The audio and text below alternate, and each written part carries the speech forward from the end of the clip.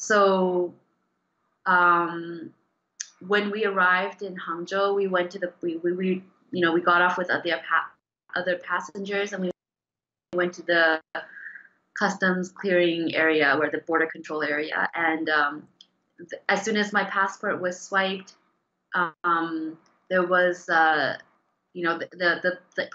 border agents started murmuring amongst each other.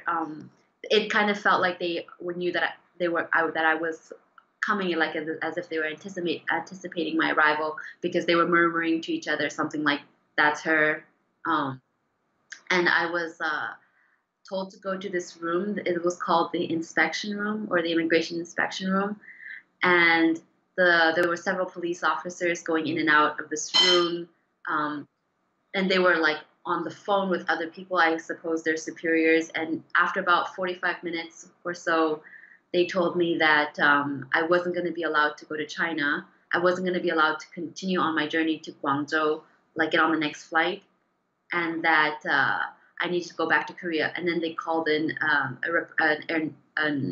like an airline representative to help me get a flight back to Korea, but there was none going back to Seoul, which is where we came from. So they after like several hours of like figuring out where I would go and how to pay for it, because they wanted us to pay for it, but our foreign credit cards were not working, and we had very limited cash on us. Anyway, so there was a lot of back and forth, and finally they sent us to Jeju Island, which is like a Korean, like an island in the south of Korea. So we went. So we were basically detained for about like 6, 7 hours in this immigration inspection room until we were able to get on this flight to Jeju, and then so we went back to Korea, and from Jeju we went back to Seoul. Um, and as I obviously that was super disappointing and upsetting, because I wasn't able to go see my dad, and and that was the whole point of this trip. Um, but in other ways, it wasn't that surprising, because in 2009, a similar sequence of events happened when I tried to enter China through Hong Kong. At the same time, at that time, I also had a valid visa, and was just going to go see my father in prison, and I was denied entry and then forced to go back to Hong Kong. So, like that didn't. So the whole what happened in Hangzhou was very disappointing and frustrating and like upsetting, but it didn't shock me that much, because it had already happened to me before, and that was why we were in Seoul. We were coming from Seoul in the first place, because we were kind of planning in case this happened. It was it was a little scarier, but at the same time, like I think that the things that's been happening and that's been like in the news with the detentions of these two Michaels, and the and like I think the thing for me and my family is that we've known for a long time that China does crazy things like this, and it just doesn't always make the news. Like in 2009, when the exact same thing happened to me, there wasn't nearly as much coverage about it, because at the time, the political climate didn't warrant didn't make this. It just, I guess, it wasn't as interesting. So in like my father, for example, he's, like I said, he's been in prison since 2002. He was actually kidnapped from Vietnam, and then brought back into China, where he was arrested, and you know he was subjected to a sham trial with no evidence, no witnesses, and he was sentenced to life in prison. And for a long time, people in the government and in the public simply didn't believe the fact that a government like even the Chinese government would be capable of something like international kidnapping. In recent years, we now know, and the public now knows, that that is something that's almost common practice now, and it's just that it. I guess what I'm trying to say is that yes, it's obviously more nerve wracking, but at the same time, we sort of we've known for a long time. My family has known for a long time that China does crazy things like this, and and it's so the situation now doesn't feel that different than it's always had for us. So it's always scary to deal with China in any way, but it's always been it's been like this for us since the beginning. That's what so I guess what I know, because some people were wondering, like, isn't it reckless to go at this time? But it's always been like this for us. So yeah. So the first time was the denied entry, and in some ways, like I said, I wasn't terribly surprised in by that, because yes, it had happened to me before, and um yeah. But this time I was going, so my flight back to Toronto was transiting through Beijing.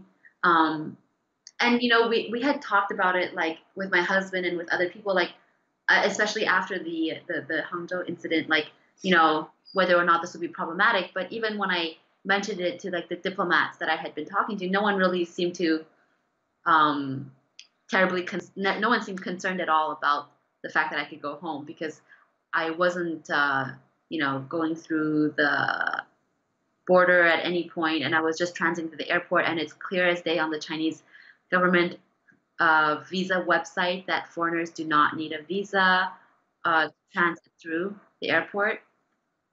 So yeah, we kind of, like, talked about it. We're like, oh, maybe, but not. Like, that was our conclusion. Like, it will be fine. I'm just transiting through. Um, but as soon as we landed, there was an announcement on the plane ordering all the passengers to stay seated, um, uh, under orders from the Ministry of Justice. And 5 or 6 police officers came onto the plane and ID'd me, and then escorted, and then basically told me to follow them. And I was, like, under, I guess, like, quite a bit of shock at the time. So I couldn't even fully understand what was happening. For a second, I thought maybe I was being arrested. But then when I asked them to repeat themselves, they just said, follow me. I was carrying my daughter in like a baby carrier at the time, and um, they let me hold her. And so I was like, okay, maybe this won't be that bad, because they're not separating us. Basically, they took me to the border, the one that I was not supposed to cross. They made me cross the border, and then brought me to another immigration inspection room, where they told me that I had to go back to Korea, and I could not get onto the flight bound for Toronto. And I kept asking why. I said, I don't understand. Like, I'm not. They kept saying that I'm not allowed to enter China, and I said, I understand that, but I'm not. Like, I didn't want to cross that border. You just forced me to. Um, and my flight is um, like, bound for Toronto. This is not my final destination. They didn't seem to care about any of that, and they just said I had to go back to Seoul.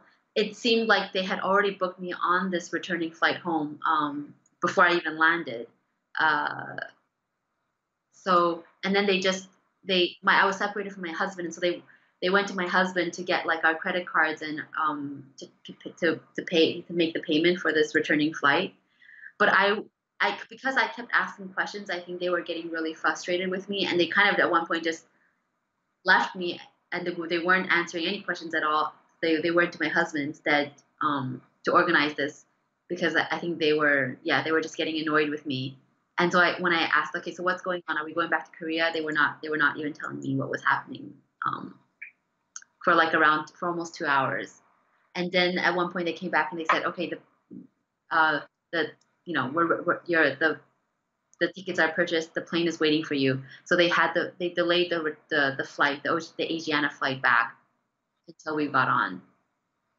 Well, this one was terrifying, because they were not answering any questions, and I feel like, compared to their demeanor and the way they behaved, well, the way they acted, this time they were a lot more serious. They were not answering any questions at all. They were not even,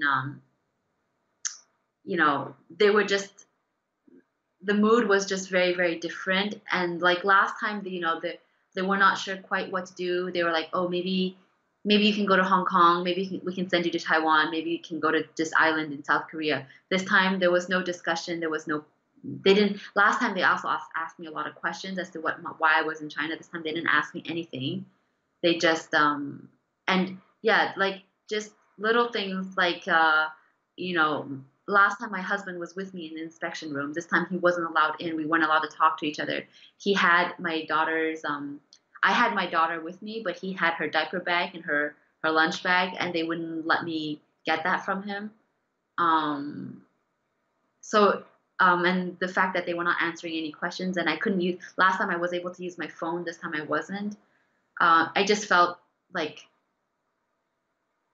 oh, like in the dark as to what was happening. And yeah, the way they came onto the plane to get us, it was just very intimidating, and it felt like they were just trying to bully me. Well, that was why the first denied entry was so crushing, because after 10 years after finally getting a visa, I really felt like, this was my chance of going to see him. And if they were not going to let me in now, I don't know if they'll ever let me in to go see him. And, under this, and I don't know when my father is going to, if ever, if he's going to be released from prison. So that was why the first one was like emotionally devastating. But the second time was, more terrifying. But despite this, I still have to keep trying. Like, I can't really accept no for an answer, just like I can't accept my father's, life sentence.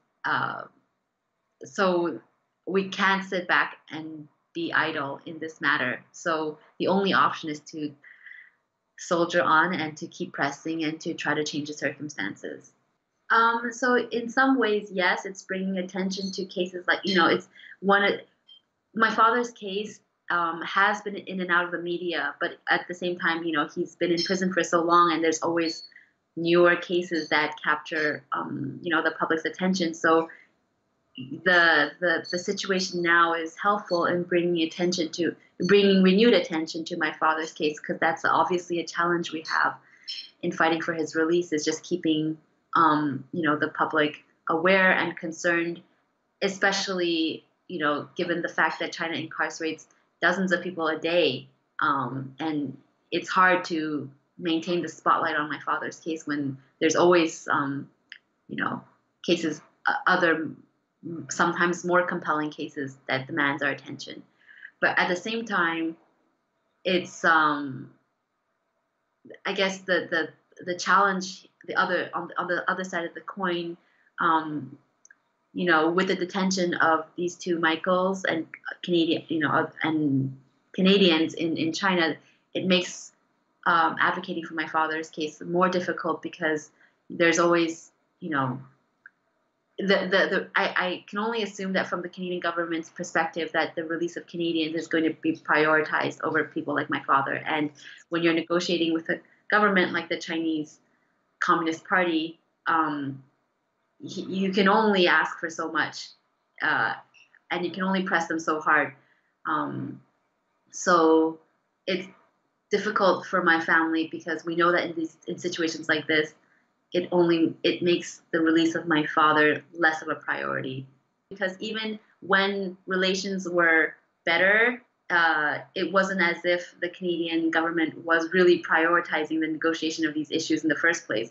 And now that there's at least public attention on these cases, you know, at, at least there's more pressure on the Canadian government from at least the Canadian side to address these issues. Because, yeah, even before, when things were, I mean, not that they were maybe ever really super, not that they were ever besties or anything like that, but even when things were better, it wasn't as if the Canadian government used any of their influence to press these issues at all in the first place.